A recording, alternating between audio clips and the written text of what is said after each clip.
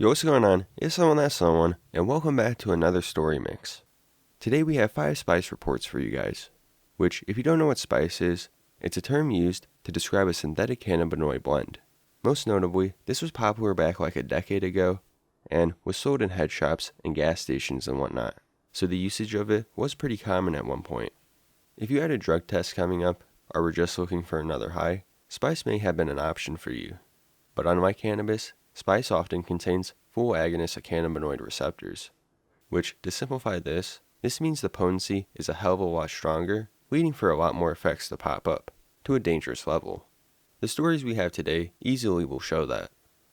And before we get into this, I do want to note that these stories were taken from various points in time, so the quality will vary. But if you guys like these story mixes and want to see more of these, hey, leave a comment down below telling me what I should do next, like the video, and make sure to subscribe. So let's waste no more time. Without further ado, let's dive right into this. Demonic candy flipping. I used to be a stupid kid who loved doing substances that got you messed the hell up. I would mix things I wasn't supposed to get a crazy high that would make me feel like I was going insane.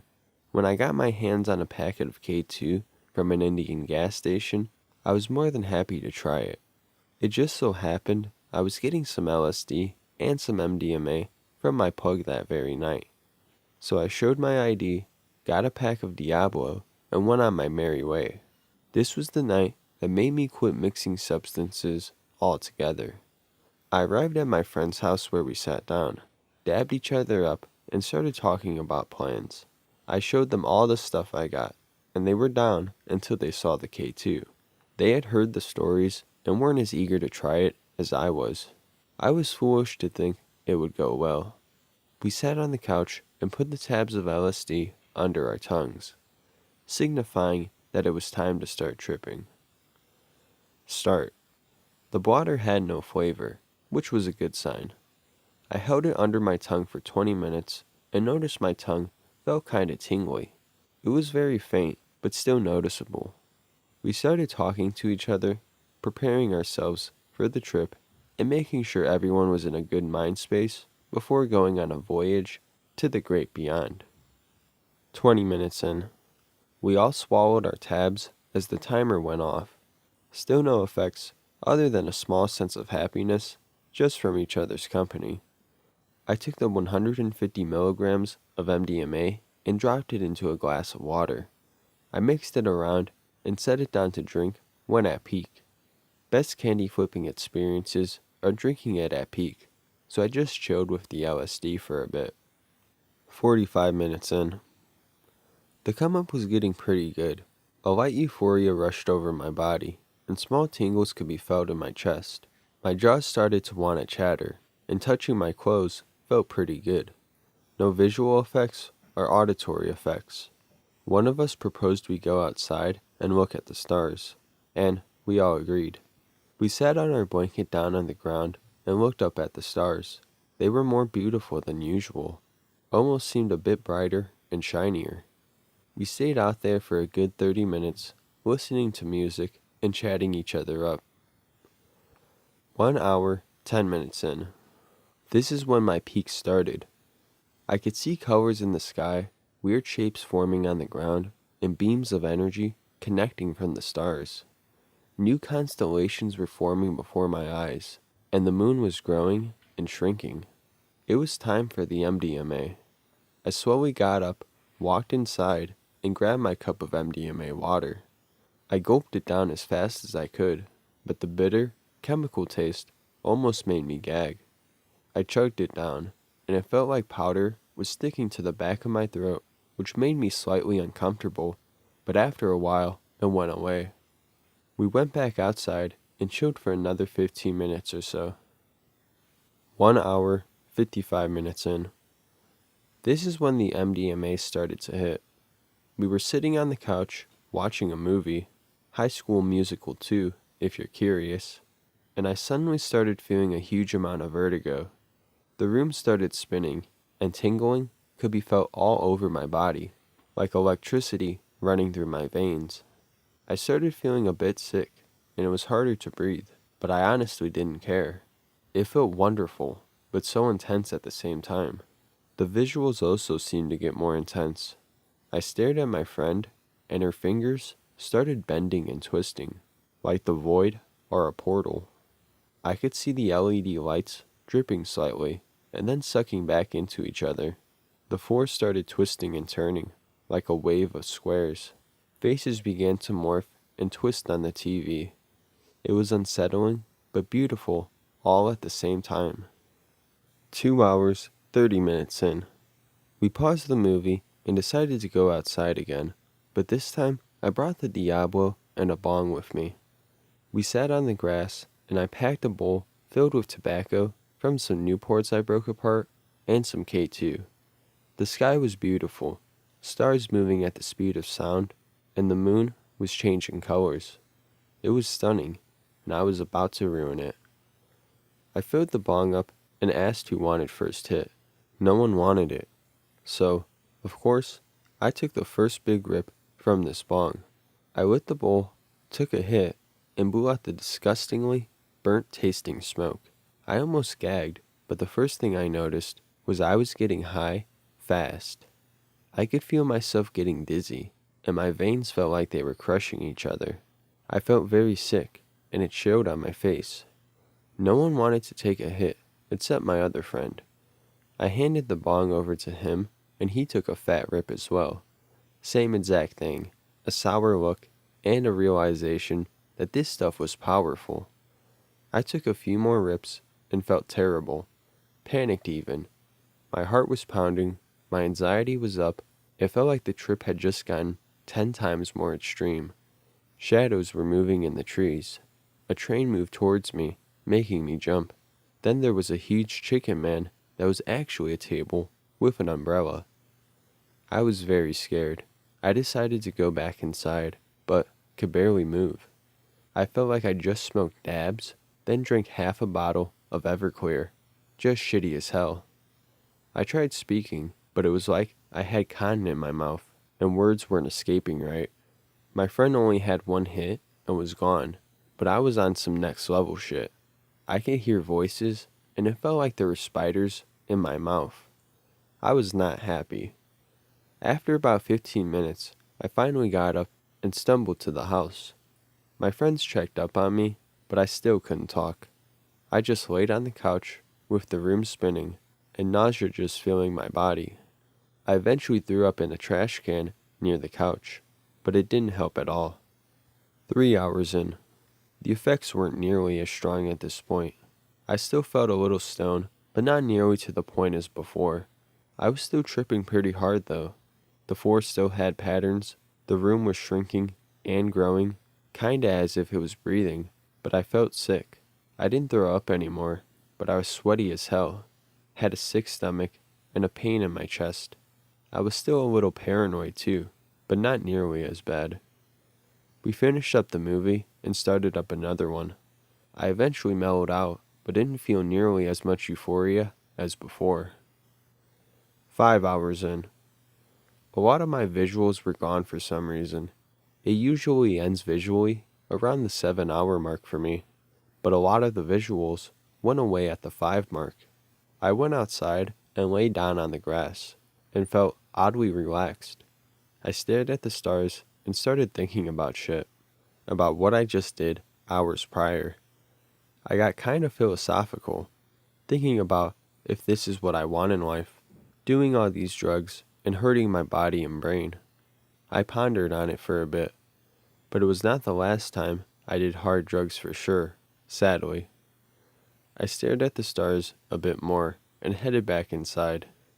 7 hours, 30 minutes in. I didn't have a lot of the euphoria anymore, and actually felt kinda sleepy. My friends were still rolling and tripping, and I was stuck feeling slightly sober. I still had kind of a mindfuck, but I was not feeling euphoria or seeing any visuals. I actually got kinda in my feels. Sadness. Thinking about dark stuff. It was not a good time for me. I eventually started listening to music, and it kinda helped, but I still felt very down. 8 hours, 30 minutes in. At this point, I was exhausted. I got comfy on the couch and tried to stay awake, but it wasn't working very well. My eyes were droopy, I was yawning, and I was comfortable as hell. I closed my eyes and fell asleep pretty quickly. I had pretty weird dreams that I can't remember, but I must say they were strange as hell.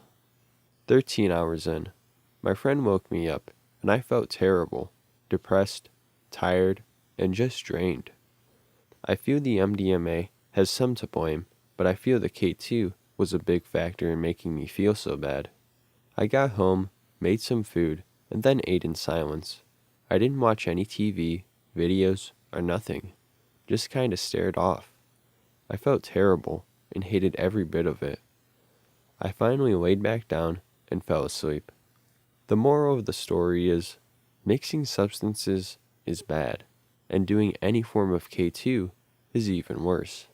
The candy flipping was fun, but I never, ever want to try K2 ever again. Proceed with caution. Personal background. I'll start with where I'm coming from. I smoke more than my fair share of cannabis. I'd estimate I've smoked pot almost every day for the last 3 years, and more sporadically, going back about 8 years. I smoke up to scramble my thoughts and change the subject, often to escape negative thought loops. While this regimen is probably ill-advised, I have managed to still be a productive, functional member of society. As for other chemicals, I'm a regular coffee drinker and a light tobacco smoker, about 2 to 4 cigarettes per week. I've had a handful of experiences with magic mushrooms, salvia divinorum, and Adderall, and found each to have its place. I take no prescriptions or supplements, and I don't touch alcohol. Sidling up to spice.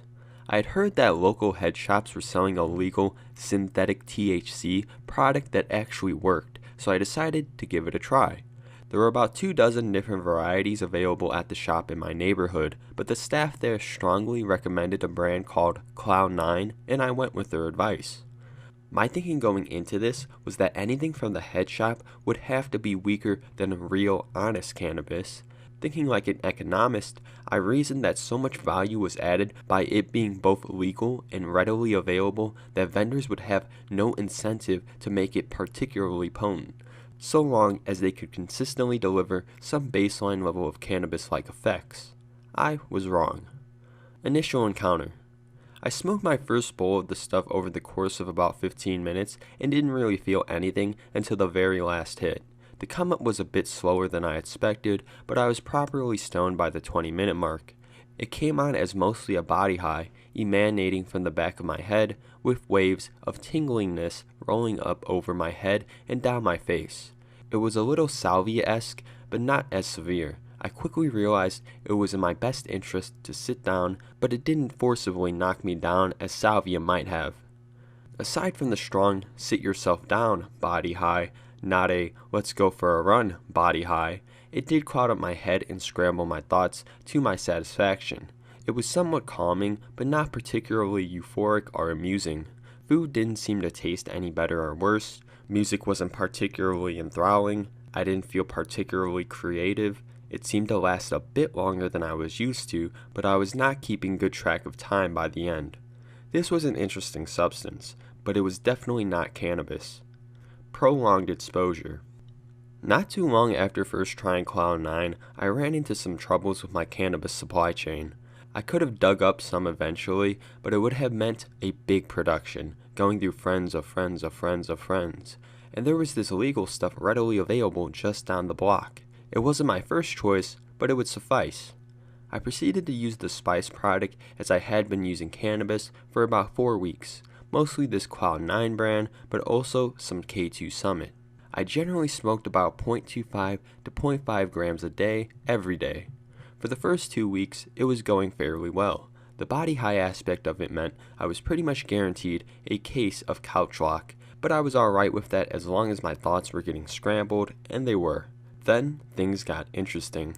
I'm not sure if it was some kind of cumulative effect, or a particular batch, or what, but after about 2 weeks of daily use, I started having hallucinations pretty regularly while using it.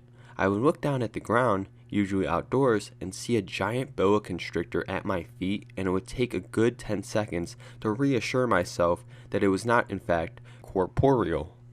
Another memorable one occurred as I was walking in mid-stride. I thought I was about to step on a raccoon and kinda jumped off balance to avoid him. Fortunately for both of us, he was not really there. None of these hallucinations struck me as particularly dark or threatening. My emotional responses ranged from, well, that's pretty crazy, to, oh dear, I hope I didn't hurt that raccoon. I have on occasion had my eyes play tricks on me while smoking cannabis in poor lighting, but these experiences were quite a bit more vivid and convincing than anything like that. Also, around the 2-week mark, I started to notice that every time I smoked spice product, one of the first effects after coming up was that I had some sort of tunnel vision. Things were clear straight in front of my face, but my field of view was framed by a substantial ring of red, green, and blue spots. The spots were exactly like the stars one sees if one is a bit dehydrated and stands up too quickly, though in my experience, they don't usually arrange themselves into a ring like that. This tunnel vision would become less pronounced after about 45 minutes, but would usually linger to some extent for about as long as the body buzz. I also caught myself slurring my words a few times while on it. This has never happened to me with cannabis. The dark side. Though I found it to be very different from cannabis, I would characterize all of the above mentioned effects as neutral to positive. At one point I found myself thinking, this is nothing like cannabis at all, but rather it's like what they said cannabis would be like in their class, and that's okay with me. Then after about 3 weeks of daily use, it took a turn towards the unsavory. I found myself craving it more strongly than I had with any other substance in the past. I was looking for and creating 3-hour holes in my schedule to sneak in an extra bowl here or there. I had always been able to restrict my use of cannabis to the end of the day after I had all of my responsibilities taken care of. It was a bit unsettling, but I continued and my consumption climbed up a bit into the 0.4 to 0.6 grams a day range. Then one afternoon, I was experiencing the tunnel vision described above and noticed my heart was beating awfully fast. I sat down on my couch, stretched out, drank some water, and concentrated on breathing deeply and slowly, but my heart kept racing. I wasn't moving, but my heart was pounding out of my chest, as though I was cycling or running at a full-on sprint. It was quite scary, but I recognized that more adrenaline was the last thing my body needed, so I focused on peaceful thoughts and just wrote it out. My best guess is that it lasted 30 minutes. I should have quit right then. I was scared of wrecking my heart, but on the other hand, I had already smoked this stuff dozens of times without any adverse reactions, so perhaps it was a fluke. And there was the aforementioned craving. I continued using it daily for 5 days after the heart racing incident. During that stretch, I experienced the heart racing 2 more times. I found myself thinking that I really needed to stop smoking this stuff, but somehow I kept going back to it.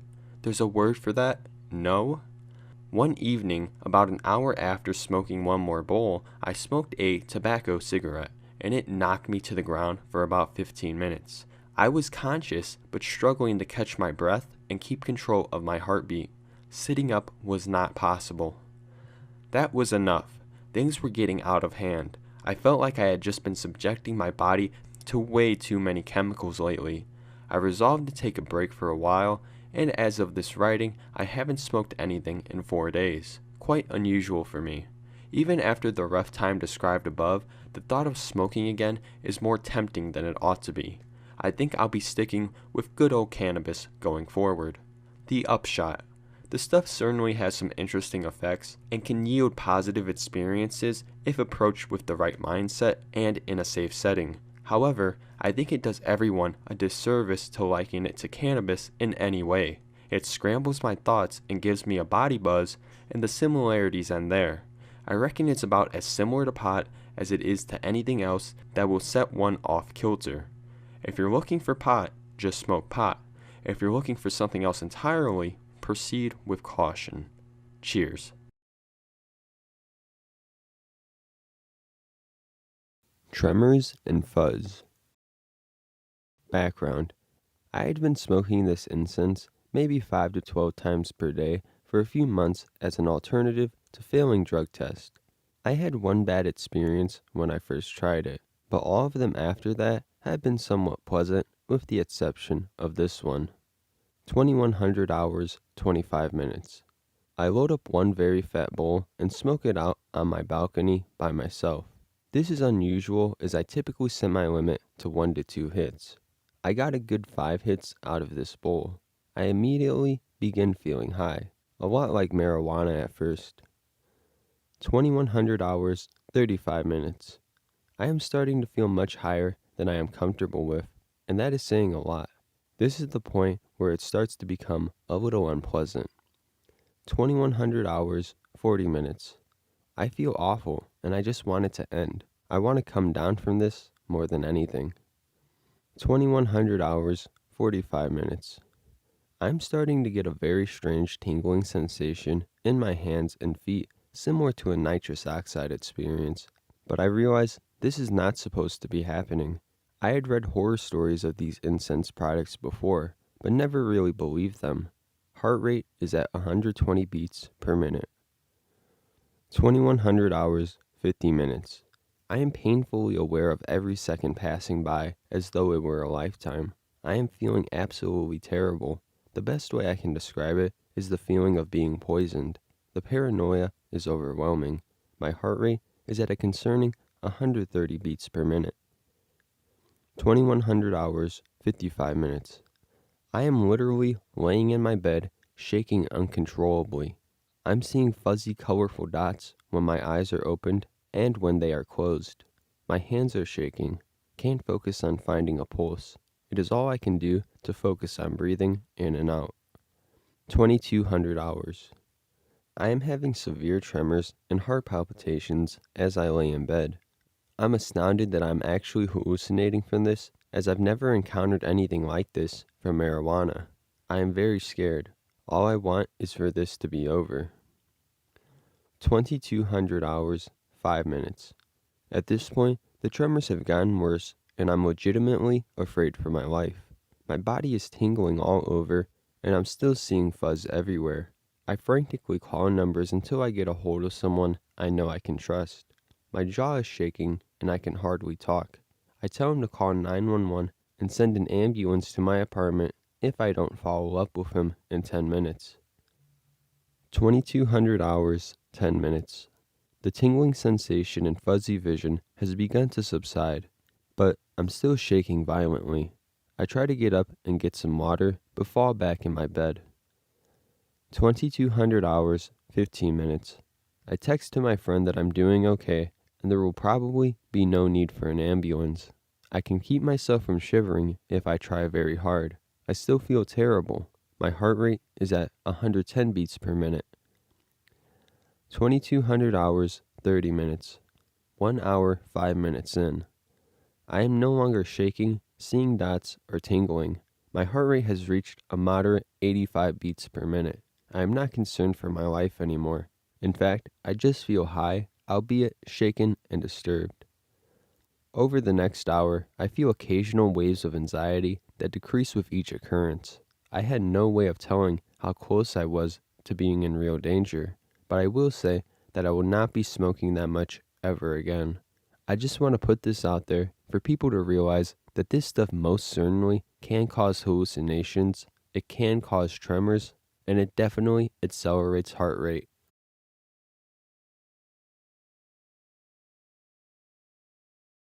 Be careful.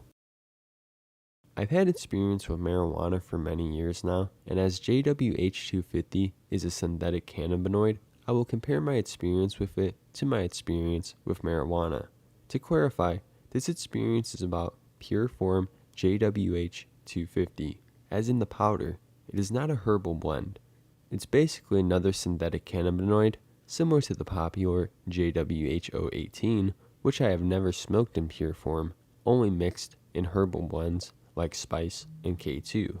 Therefore, I cannot directly compare it to pure JWH 018. I acquired 0.25 grams of pure JWH 250. From my own research online, I deducted that the average dose was about 8 milligrams. I, however, don't have a scale that is accurate to 1/1000th of a place, so I was not able to accurately measure the doses. I just kinda eyeballed it. To smoke this stuff, you need a meth/crack pipe. I don't smoke those substances, so I had to go buy one, and I wasn't even really sure how to use it. I fumbled with it for a few minutes, but by the time I had the hand of it, I had about 20 milligrams, estimate, of the substance in the pipe. I lit up. After one hit.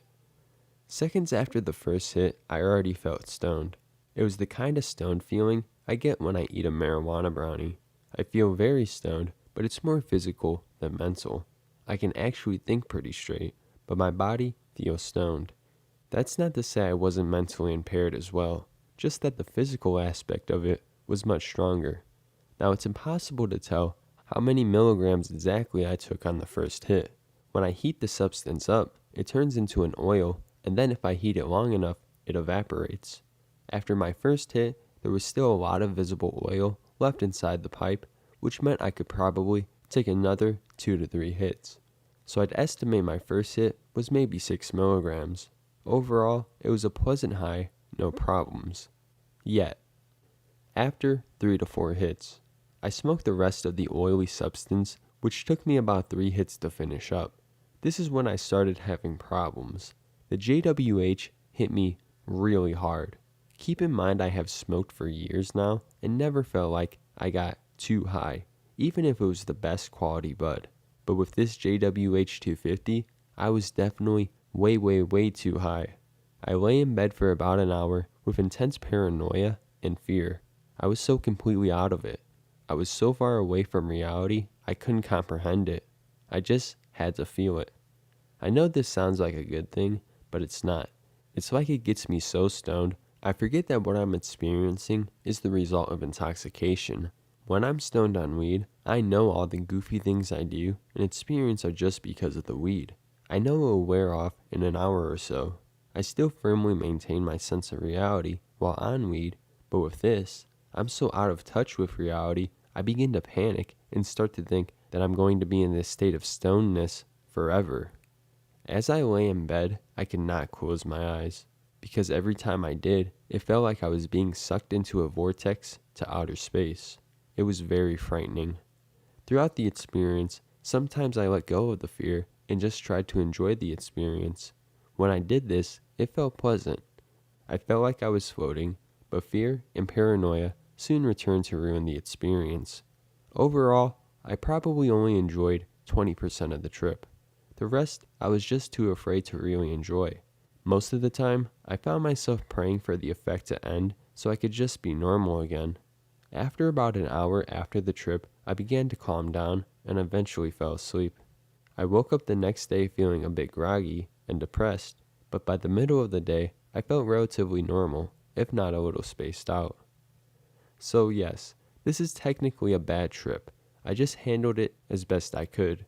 An inexperienced or young user would probably trip out so badly doing this. I can only imagine. This is probably the type of thing that scars you for life if you're not prepared to deal with it. As for the cause of the bad trip, I think evidently I smoked too much. Like I said, it was around 20 milligrams total, and the recommended dosage for this is typically no more than 6 to 8 milligrams. Since my first experience, I have smoked it again, but this time in a much lesser quantity, around 8 milligrams or so. The effects of a moderate dose are much more pleasant. It's similar to weed, but different. Overall, in terms of effectiveness and quality of the high, I would never choose this over real marijuana. Don't think that because you have a tolerance for weed that you will be able to tolerate a high dose of this stuff. You'll quickly be proved wrong.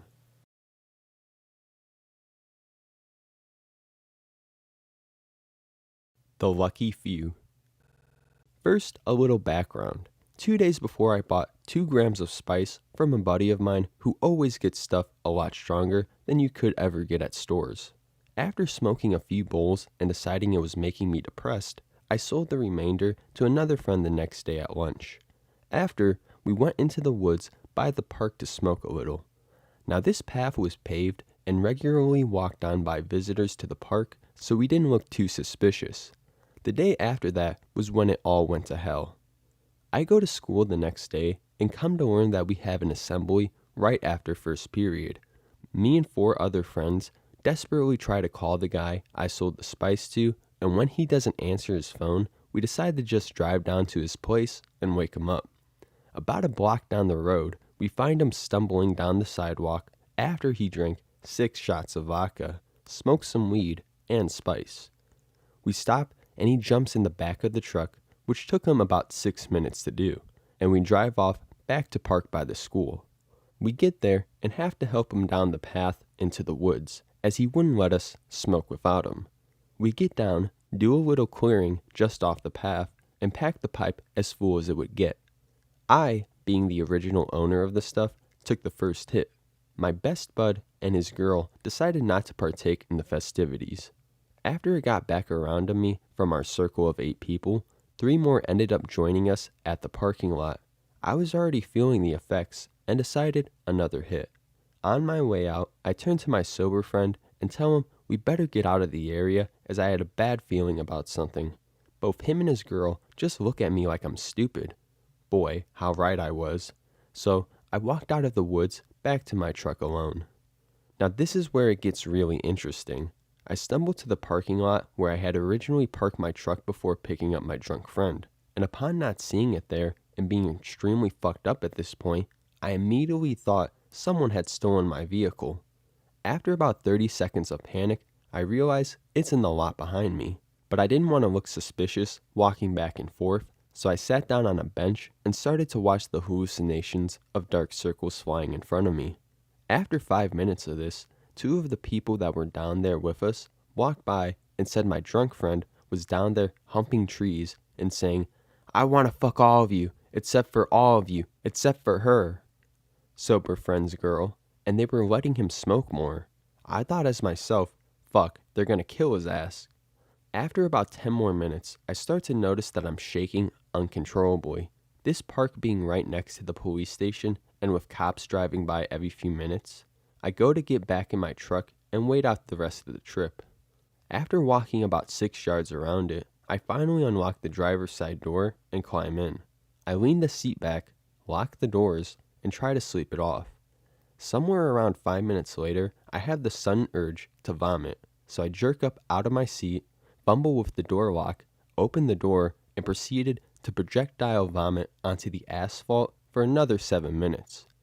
After I was done, I felt immensely better and proceeded to sleep off the remaining 30 minutes of the trip. Waking up, I turn on my radio and realize the time. Shit, the assembly's over and they still haven't come out. I better go get them. So still being a little buzzed, I walk back down the path, and right as I come up to the clearing, I get a bad feeling in my gut telling me not to go down there. I shrug it off as simple drug-induced paranoia and went down anyway. I get down there and shout to them that the assembly's over and they have to come back to class. That's when I saw him, a fucking man in his mid-30s, standing over the entire group who were all sitting. The man then turned around and asked me who I was. I simply stated that I was my sober friend's friend. He responded, telling me that he was an off-duty cop and that I should go back to school. So I said okay and turned a complete 180 and walked back on the path where I passed a uniformed cop and even greeted him. After passing me, he must have smelled the spice smoke on me because he turned around to look at me, and I had to fight the urge to take off running as fast as I could get out of there. But luckily for me, he decided the group of now 4 people with drugs confirmed to be in their possession was more important than the loner, and turned back around heading the opposite direction. I immediately got into my truck and drove off. Right after leaving the parking lot, I passed a police cruiser heading to pick up the group, and me still being slightly high was worried my driving was off. But he just kept going as I let out a sigh of relief and drove to the nearest Walmart to completely sober up before making the 15-minute drive home. I come to find out later that after I left, another mutual friend had walked in on the cops, claiming to be the sober friend's brother. When he got down there, 4 uniformed police officers were now on the scene and told him to get lost. And right before the off-duty cop came down there, one of the guys that was smoking down there with us left and passed him on the path, still blazed out of his mind, and was also ignored. Out of the 2 people that had smoked and were still down there, both were charged with possession of spice, which is illegal in Utah, and the drunk one was charged with underage drinking and paraphernalia as well, as he still had the pipe with a full bowl in his hand when the cops showed up. He was way too out of it to comprehend that shit had hit the fan and that he should have thrown everything into the river first chance he got. He blew a .01 at the station, which, combined with all the drugs he'd been doing, almost killed him. He was unable to stand or speak, but repeatedly denied that he had done anything. The 2 sober friends who had stayed down to trip sit were charged with a truancy and let go after they refused to give any information about who else was down there. Lucky for me.